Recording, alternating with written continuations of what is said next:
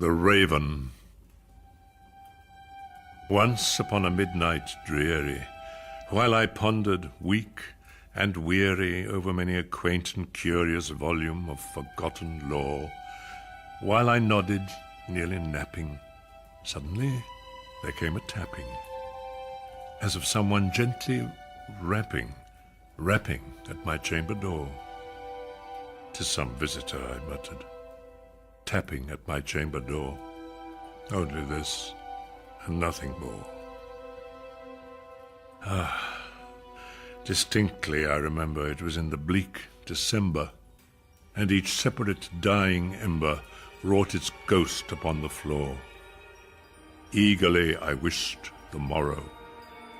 Vainly I had sought to borrow from my books surcease of sorrow, sorrow for the lost Lenore, for the rare and radiant maiden whom the angels named Lenore.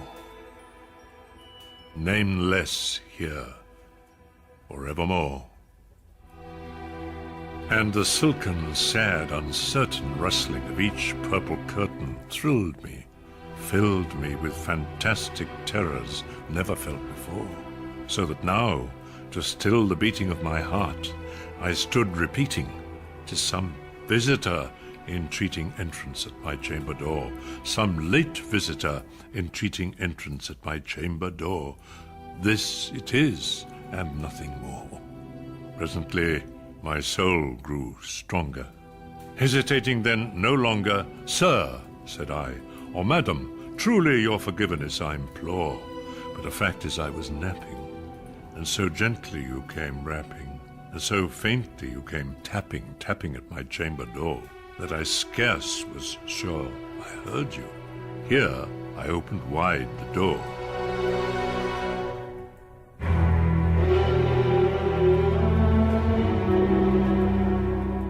Darkness there, and nothing more.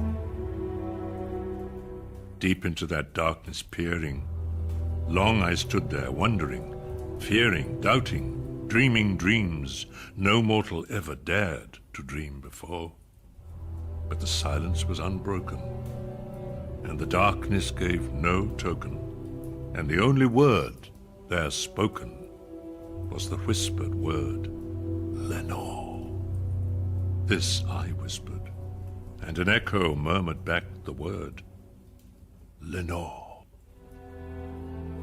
Merely this, and nothing more. Back into the chamber turning, all my soul within me burning, soon again I heard a tapping somewhat louder than before. "Surely," said I, "surely that is something at my window lattice. Let me see, then, what thereat is, and this mystery explore. Let my heart be still a moment, and this mystery explore. 'Tis the wind, and nothing more. Open here, I flung the shutter, when, with many a flirt and flutter, in there stepped a stately raven of the saintly days of yore.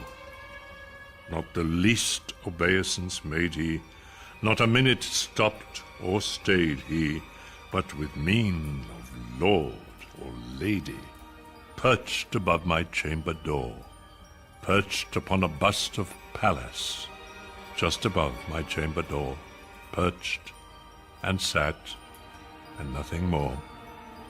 Then this ebony bird, beguiling my sad fancy into smiling, by the grave and stern decorum of the countenance it wore, "Though thy crest be shorn and shaven, thou," I said, "art sure no craven, ghastly, grim, and ancient raven, wandering from the nightly shore. Tell me what thy lordly name is on the night's Plutonian shore." Quoth the raven, "Nevermore."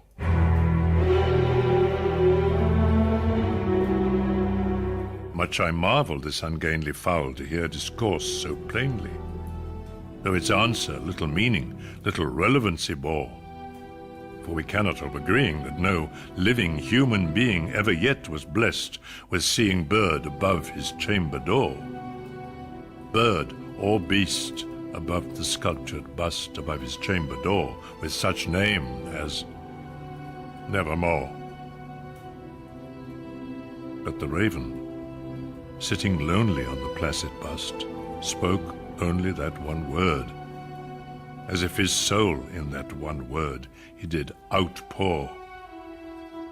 Nothing further then he uttered, not a feather then he fluttered. Still I scarcely more than muttered. Other friends have flown before. On the morrow will he leave me, as my hopes have flown before?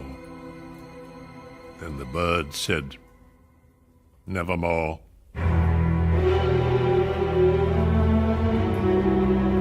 Startled at the stillness broken by replies so aptly spoken.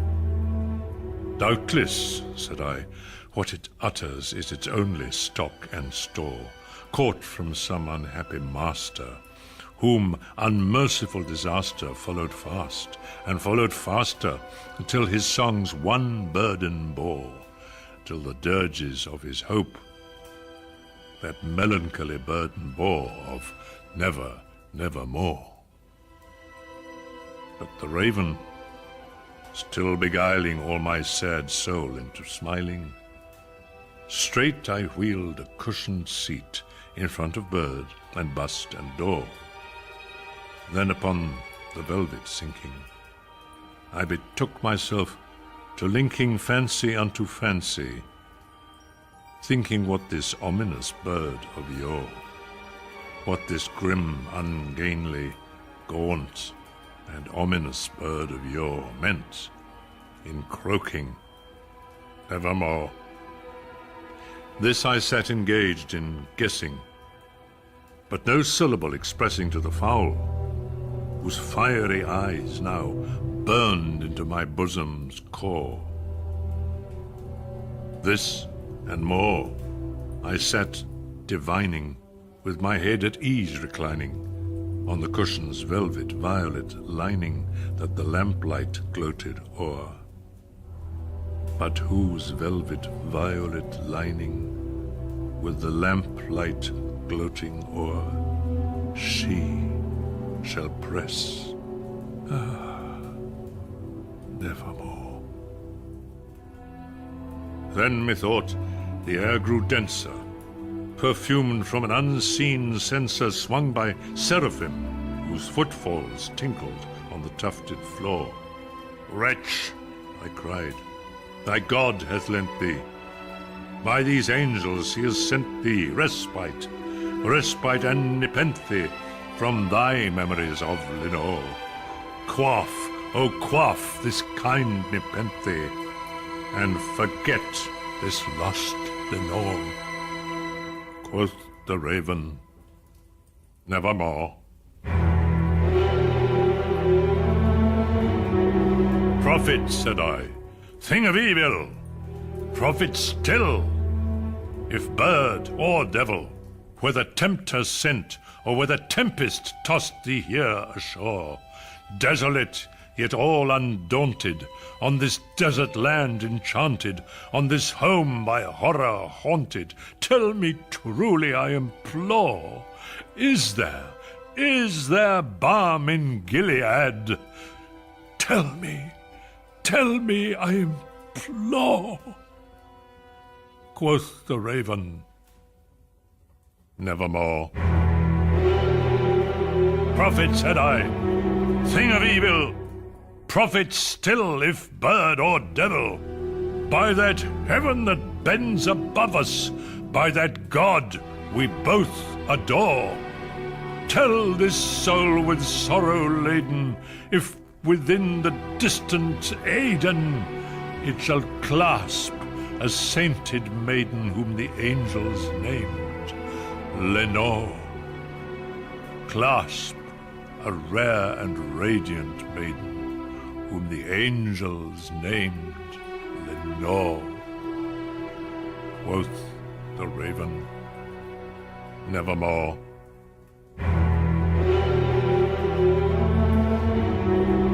Be that word our sign of parting, bird or fiend. I shrieked, upstarting, get thee back into the tempest and the night's Plutonian shore. Leave no black plume as a token of that lie thy soul hath spoken. Leave my loneliness unbroken, quit the bust above my door.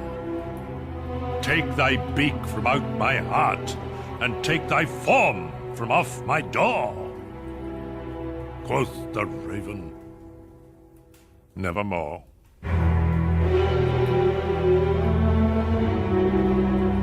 And the raven, never flitting, still is sitting. Still is sitting on the padded bust of Pallas, just above my chamber door. And his eyes have all the seeming of a demon's that is dreaming, and the lamplight o'er him streaming throws his shadow on the floor. And my soul, from out that shadow that lies floating on the floor, shall be lifted nevermore.